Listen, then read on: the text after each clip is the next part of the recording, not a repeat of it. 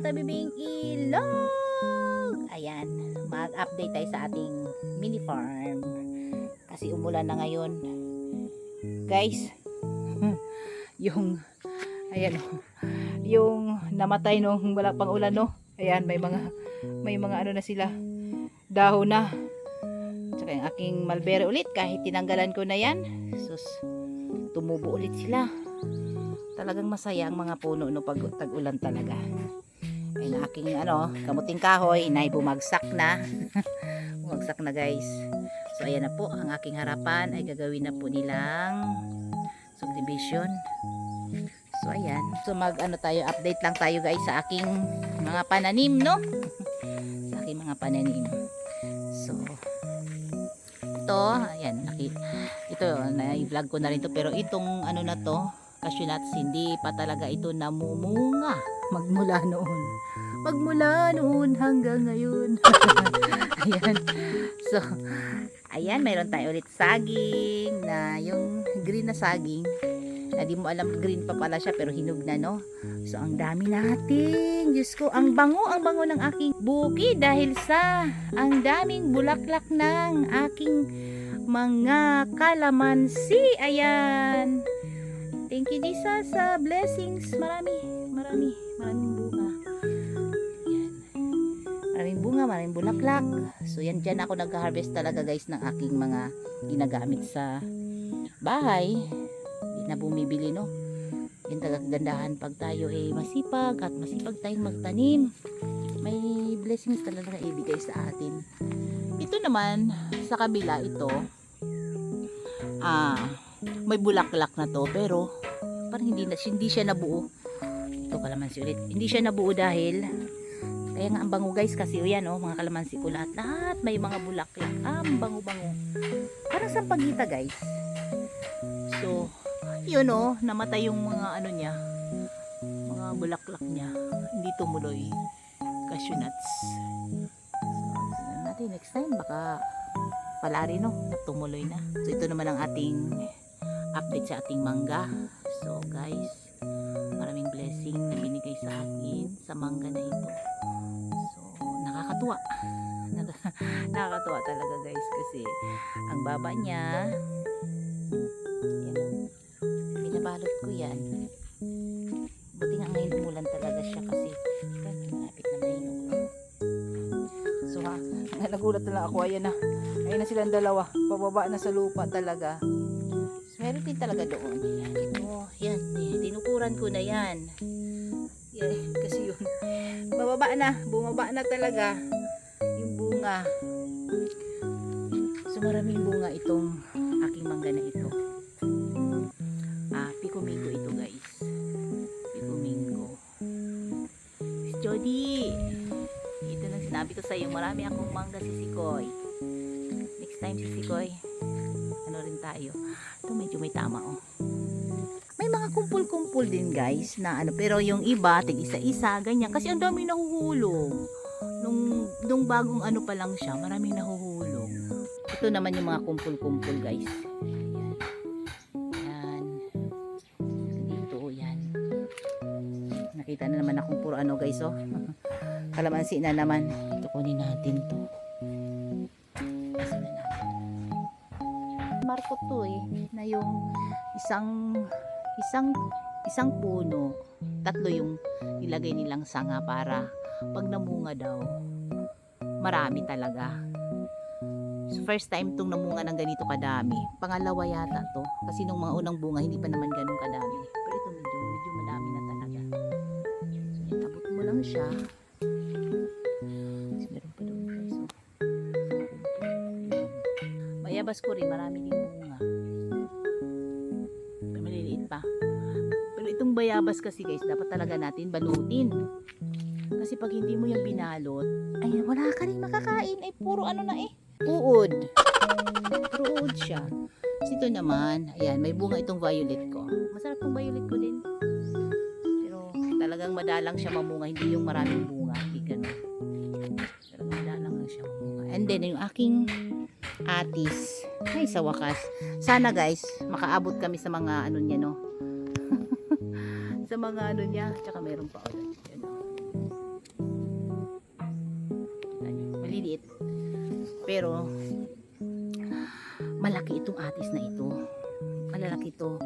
Dito yung atis na ordinaryong atis na maliliit lang siya. Malalaki ito eh. Sana nga makaabot ako kasi minsan pagdating namin nahulog na sa lupa. So sayang siya. Namunga na din yung yung aking Queen Mingo. So ito na guys, oh. Oh, diba? Ito yung Queen Mingo ko. So isang dangkal. Oh. Yan, sobra pa. Kasi daw yung isang ganito, minsan 3 kilo, 2 kilo. So ito siguro mga 1 kilo na to. Baka 3/4 ganyan. Tapos meron pa dito. So ito di ko na balot. Tinapos na yung balot ko kasi dun sa aking Pico Mingo. Ubos na ang balot ko. Ubos na siya. So ito naman ang ating pomelo, no? So nung mula ng inulan, ayan, ang dami niyang bulaklak, no? Sana tumuloy kasi yung kabila tumuloy na yung mga bunga nila. Puri usog, tumuloy. So ito kung ang apple ko talaga wala na. Ewan ko kung may pag-asa pang lalaki yan, di ko na talaga alam kasi natabunan siya ng mangga. So ito ang papaya ko guys, yan o. Yung papaya ko. Hinati ko yan siya guys, tinaga ko sa gitna. Yan, tapos yan, 2 na. So 2 puno na siya. Oh, maganda pala no. Dalaging 2 puno na siya. Naging 2 puno na siya. Dumami na. O di ba sabi ko, ganun palang tatagain ko. Tagain mo na sa gitna para maging 2 puno. At saka yung isa na yung mahaba na yun, tatagain ko din yan. So yung mga saging natin, yan. Ito mga rambutan ko guys, yan maano lang, markot din kasi ito, kaya yan, may bunga na rin kahit mababa. Itong aking lunggan, ito talaga ay hindi pa namunga. Yan talagang hindi pa namunga talaga. Ewan ko, baka hindi na mamumunga dito sa Batangas ang lunggan ito, yan. Ako pa natin.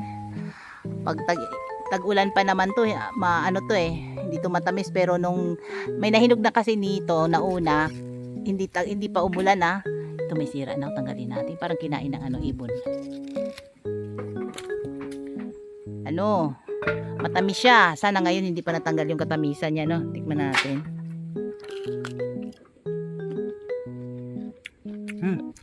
Matamis pa rin siya, daddy. Hindi siya nagbago. Gusto kong kainin ito guys kasi mapakla, konti na matamis yun ang gustong kainin. Harap.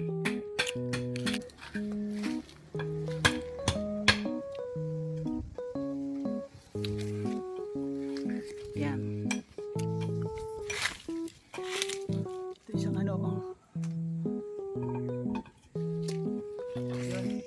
dami. Yung aking mga nyo guys, wala pang namunga. Pero sa namin, ka-office mate ng Mr. ko, may bunga yung kasi 3 years lang yun magpa 5 years na kami dito, may bunga na. Sa akin wala. Ito baka lumaki pa to, no? Ay, ewan ko. Tunahin na natin to, aking giyabano. So diba, first bunga nito, ang tamis. Ayan, marami siyang bunga ngayon guys, kaso lang yung iba nahulog. Siguro lumakas ang hangin, 2 na ang nahulog. Pero ito malapit-lapit na tumahano kasi yan may malayo na yung mga niya. So malapit na talaga tumahano. Kaso lang ang liit. Ang liit guys. Noong nakaraan malaki ito maliit. Ewan ko, nabansot siguro dahil sa sobrang init. Kasi lang umulan, kahit paano umukay naman siya. Pero may bunga. Hindi lang maganda, no? Paano? Thanks pa rin kasi may bunga. So ito naman ang aking kamyas. Marami tong bunga nung nakaraan guys. Di ko na rin maubos-ubos di ko mag-harvest lang ako pag kailangan, pag hindi ko na kinukuha. So ito nga yung ating ayan, nabansot yung aking mga pinya nabansot. Ito yung aking siniguelas, hindi pa talaga namunga. Ewan ko lang kung namumunga ang siniguelas dito sa Batangas, hindi ko rin talaga alam. So yan ang ating sampalok, no? Ito naman ang aking marang. Malaki na to siya guys. Ito na yung pinakapuno talaga niya. So di ko kalaing tutubo to. Kasi nalungkot nga ako kasi malaki na siya talaga. As in, pwede na siyang mamunga. Wala inano ng ito yung pumasok dyan sa loob. Ayan, kaya namatay siya ganyan eh. Alam ko anong insekto yan. Yan pati nga talaga tumubo to guys. Kaya sabi ko, ay thank you Lord. Talaga tumubo yung hindi ka namatay na tuluyan. Diba? Kasi isipin mo tinanim mo ang tagal-tagal after 3 years, ganyan, tapos na mamamatay lang na malaki na. Diba? Nakakalungkot talaga pag ganun. Ito naman yung aking simpidak guys. Galing pa ng bukid doon ito. So ito pinagdasal ko talaga na mabuhay. Dahil yung isa doon, hindi talaga siya nabuhay. Parang kinain siya ng anay guys. Kinain siya ng anay. Ito naman yung ating nag-iisang langka. Ay, nag-isang favorite ko talaga yan, Diyos ko. Pag bumibili ako ng isang buo talaga yan sa Tagaytay. So, ay, thank you Lord. At kahit pa paano, namunga, sana madagdagan, no? Kaya nakatali pa yan guys. So, kasi bumagsak yan. At talagang binangon namin. Nung binangon naman siya, kahit pa paano, namunga siya, no? So, thank you talaga at namunga siya. Papaya ulit. At dito naman, ay duhat. So ito yung kanyang bunga. Ay bulaklak pa lang yan, hindi pa yung bunga guys. Bulaklak pa lang. So sana tumuloy-tuloy. Pero ang nandito kasi, ayun parang, pero umulan na kasi ngayon, baka mag-survive na siya. Baka mabuo ang bunga niya, no? Kasi yung ibang parang umitim na guys eh. Parang umitim. Sana tumuloy, no? Para makakain naman ako. Para makakain naman, matikman yung kanyang bunga kung matamis o mapakla lang. Ito naman yung pangalawa kong atis. Ang daming bulaklak to nung nakaraan, pero maliliit. Pero ngayon wala na akong makita. Ayan patay na. Ay nako. Yan ang aking mangustin. Maliit. Ano na yan? 5 years na yata yan. Ganyan pa lang siya kaliit. So ito yung malaki. Ito naman malaki na pero walang bunga na lychee. Di ko alam baka kung mamunga ba talaga ang lychee dito dahil malaki na siya Hindi na siya namunga. Ito naman yung aking Indian mango. Na-vlog ko na to noon namunga. Talagang tuwang-tuwa ako. Pero bumagsak to nung Christine. Ayan, hindi na siya namunga. So sana ngayon gumanda na yung kanyang mga leaves. Sana mamunga na siya.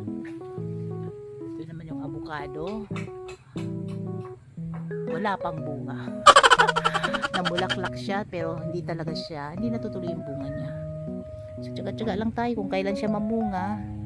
Ang laki ng ibon. Ang laki ng ibon dun lumipad. So ito naman yung ito yung sinabi ko sa inyo guys na pomelo ko na may bunga na polyosum. So nung umulan, dumami yung kanyang mga bulaklak ulit. May mga bulaklak siya ulit guys. So sana talagang matuloy yung mga niya. So yan yung mga bunga niya. Ito yung pinakamalaki bunga niya. Doon. So sana lahat yan masarap, matamis at para kakain natin ng maayos. Kasi pag mapakla siyempre ayaw mo din. Ayan. Nga magiging matamis ang ating yan.